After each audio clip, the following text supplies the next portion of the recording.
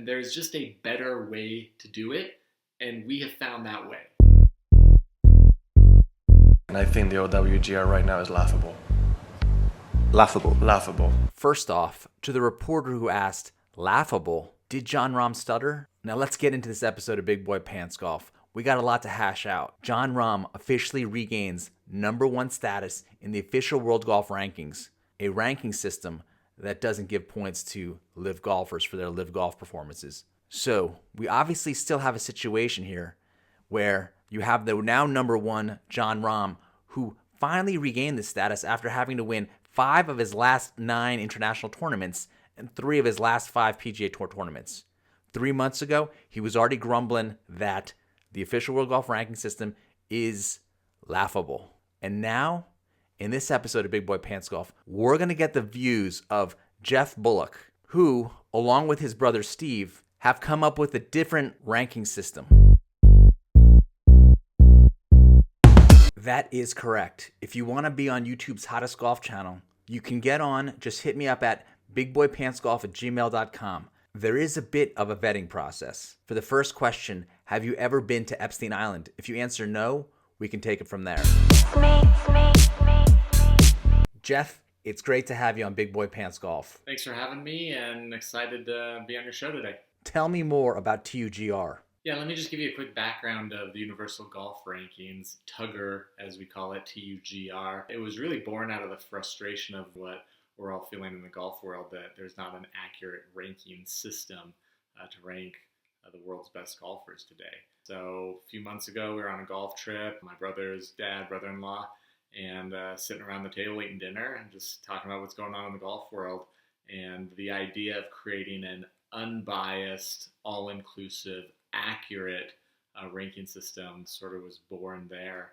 And after spending months and months of figuring out how to do this, we feel like we cracked the code. We figured out the methodology, and we're super excited to just let people know about it and give people a different option to essentially opt out of the official World Golf Rankings, because as we all know, they're biased and they're not accurate. There are many great ideas that are born of golf trips.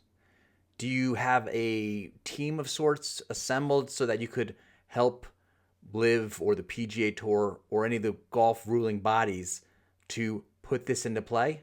Yeah, so we have a great team at Tugger. There's 6 of us right now, and we've got a great blend between the data analytics side, the technology side, and then the business operating and marketing side. You've seen at least one of the OWGR videos that I've put out, and I consider the OWGR Mickey Mouse 3rd grade junk.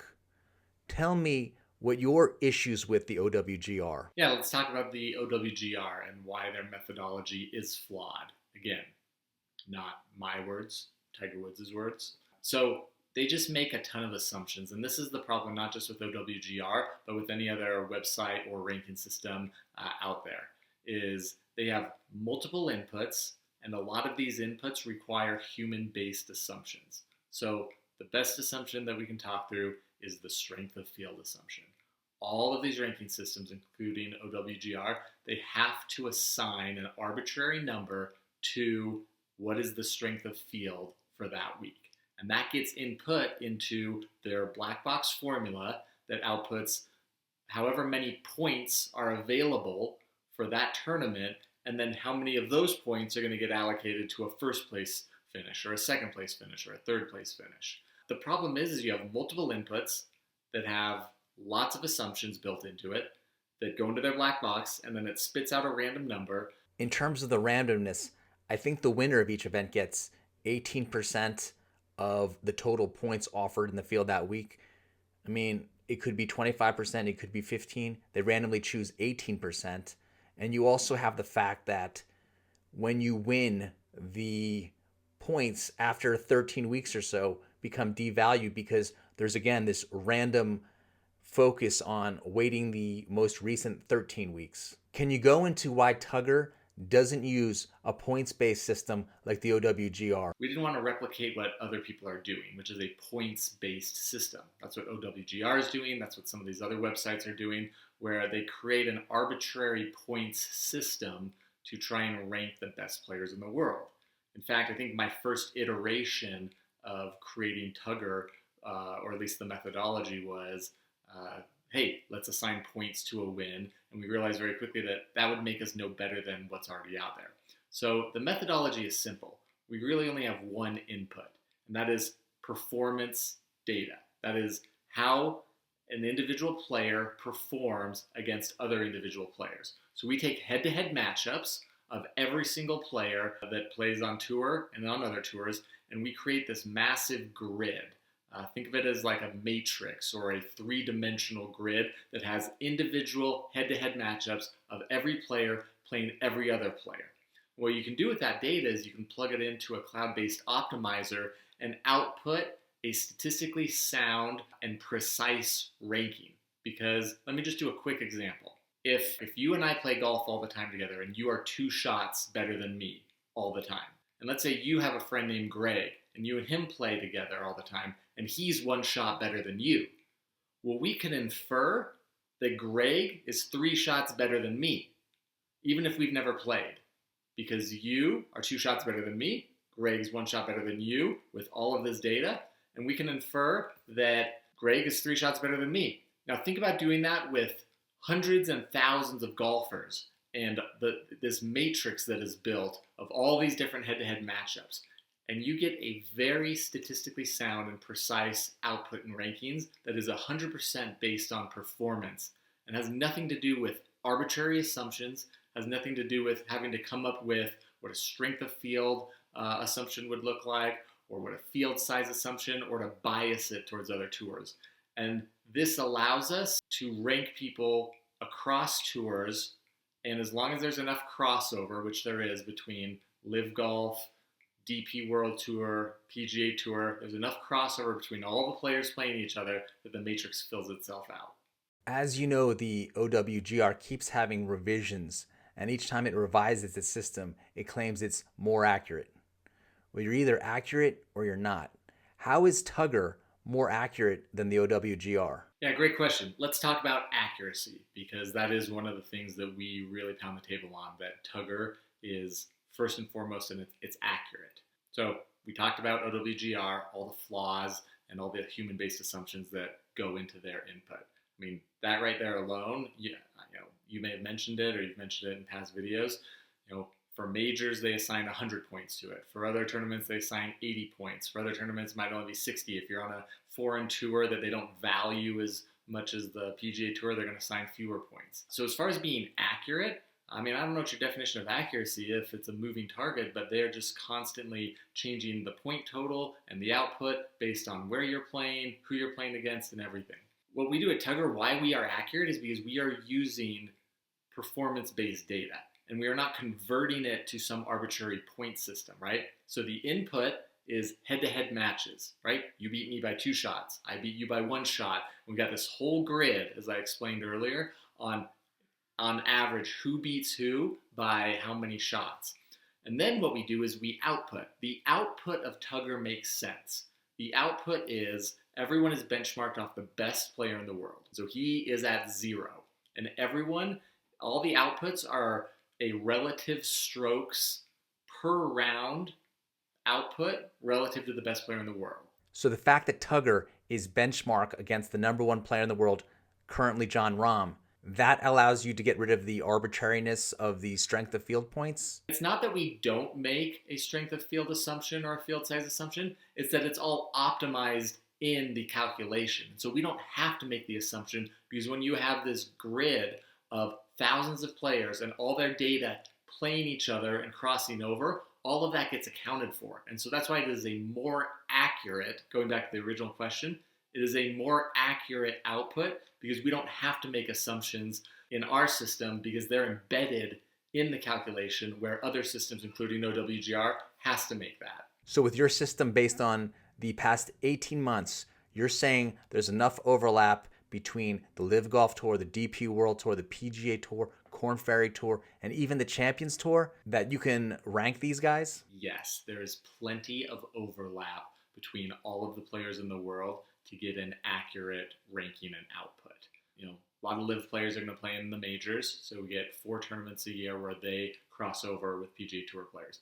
Plus, right now, DP World events still allow LIV players to play in those events. So a few weeks ago, Rory was in Dubai, won the tournament. Lots of LIV players there that crossed over with his data. The Saudi Invitational, you had 3 PGA Tour players go over there and play in that event. So you have all of their data cross over with all the LIV players' data. And then the other DP World events where DP players play them, DP players come over and play PGA Tour events. So just think of all of this crossover. And the most recent example I'll give is with Mito Pereira and Sebastian Munoz going over to LIV. They have years worth of data that is following them, essentially, that is immediately going to be integrated into the entire LIV field. And so now we have even stronger connections because 2 top 100 players in the world decided to join another league, and it just makes the grid that much stronger. But this is a guy who has missed, I believe, 25 cuts in the last 2 years. And there are people who are ranked 200th or 300th in the world rankings who have missed fewer cuts or equal number of cuts than him. He's a feast or famine player, right? He's either a top 10 player, got a win a few years ago, or he misses the cut. And the current system rewards that, right? Whether it's the FedEx Cup, which is a points-based system, or the OWGR, which is a points-based system. If you have 1 or 2, maybe 3 great weeks, and you have 48 terrible weeks, you can keep your card. You can be a top 50 player in the world if those 3 weeks are great weeks, and you can get invited to the Hero World Challenge Tigers tournament where they give away free world golf points. And that's exactly what happened to Seth. He was a last-minute entry into the Hero World Challenge, got more free OWGR points, which has continued to elevate his status. We can mathematically show that there are players that are below 100 in the OWGR, below 200 in the OWGR, who are more consistent and, from a pure performance standpoint, are better players. Tugger, 18 months focus instead of the past 24 months like the OWGR. You also don't do the whole focus on the past 13 weeks. You don't have that arbitrary heavier weighting for the past 13 weeks. And you also don't do the arbitrary 44 or 45 tournament divisor like the OWGR, correct? Exactly, right? So OWGR has this divisor concept to try and equal weight players who play more or less. With the Tugger system, that doesn't matter because we just need data that is head-to-head data. The more head-to-head data, the better, but the less head-to-head data, we'll have enough to fill out the grid.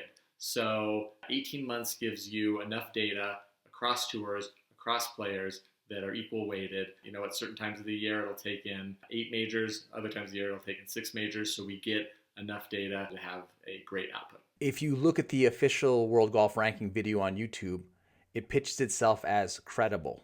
How do you think that Tugger is actually more credible than the OWGR? Yeah, that's kind of funny. I mean, the credibility of the organization has already been called out, but not only called out, it's already been told that it's laughable and flawed. And what I thought was interesting is Tiger Woods didn't say that we need to fix the OWGR. He said we need a better system, right? We're done putting Band-Aids on this. And, if you look at the OWGR website, they cite their history of changing the rankings. And if you look at their website, published on their website, they've had 30 changes of some sort over the last 36 years to how they calculate the best players in the world, right? Even Tiger mentioned in one of his interviews that at the peak of his career, he could have taken an entire year off and he would have stayed number 1 in the world. And he said once they realized that, they needed to change the methodology because they didn't want people taking time off and not losing their spot in the rankings. So again, it's this moving target that's constantly changing, which by definition loses your credibility, right? If you're constantly changing what you say is the best way to do it, and then you change it. I mean, on average, they're changing their methodology, every 15 months-ish, if you kind of look at their history. So with the Tugger ranking system, the credibility and trustworthiness is there, because it is accurate, it is simple, and it's transparent. And the inputs are understandable. And I think that's the biggest thing right there. It's performance-based data. You might not like our system, which is fine. Everyone's got their opinion, but the system is based on actual data, not some point system that somebody made up. The OWGR also uses the buzzword transparency. How is Tugger more transparent than the OWGR? Yeah, and transparency is such an interesting topic. I mean, in our day and age, you have to be transparent with what you do. Again, that's the beauty of the Tugger system. It's simple, it's accurate, and it's transparent. There's no closed room, back room negotiations going on where people have to recuse themselves to decide whether certain tournaments qualify for OWGR ranking points or not, right? If you play golf and you play at an elite level and you're playing in tournaments and crossing over with the best players in the world, we can rank you. And that's the beauty. We don't have to have official sanctioned tournaments, because as long as you're playing the same course from the same tees on the same day, and we have that accurate data, it goes into the grid and it cross-references every other player who does the same thing. So transparency is at a premium, which I feel like OWGR doesn't have. The main focus for most players in relation to the OWGR is to qualify for majors. Only 3 of them use the OWGR. The PGA Championship does not. Do you think there should be more of a consistent entry requirement to get into the majors for all 4 of the majors? Yeah, that's a good question on the majors. I remember watching an interview with the head of the USGA, and he talked about how the 4 majors have all very different qualifying criteria. And they like that because they don't want the exact same fields in each of the majors. So I have less of an opinion on what the criteria is for each major. I mean, they can pick whoever they want to be in their major, with the caveat of, if you're using a ranking system as a qualification mechanism, you better make sure that ranking system is accurate. So if you're saying that the top 50 players in the world will get an invite into your tournament, well, if you're truly trying to get the best, most consistent 50 players in the world, you better have a ranking system that, first of all, ranks everyone, right? That isn't purposely leaving people out. And then secondly, is accurate in how it does it. So yeah, I mean, the flawed system of the OWGR has real world implications for every player who's out there. Not just players who are being excluded, but players who are on the short end of the stick of the flawed system. Jeff, thank you for taking the time today to give the audience of YouTube's hottest golf channel first dibs on a lot more insight as to the background of Tugger. Do you have anything you want to leave us with before we demand that the OWGR be removed from the face of this planet? We all know that OWGR is flawed, right? Sometimes the hardest part of any change is recognizing and admitting that a change needs to happen. We're beyond that. Everyone knows a change needs to happen. So like that's the hardest part of getting to. Now it's figuring out what the new system's going to be. We truly believe we cracked the code, and we'd invite anyone to go look at our methodology page, contact us. We're just trying to get the word out because we found a way to accurately rank players across tours and in an unbiased way, right? In an accurate and precise way. And that's what we are super excited about. So appreciate your time and thanks. Anyone looking to get involved with Tugger and helping to spread the word, please reach out to Steve and Jeff directly on Twitter or their email or on the YouTube channel. Also, don't forget to share, subscribe, and like this video, and get in the comment section as to what you think about Tugger and the OWGR.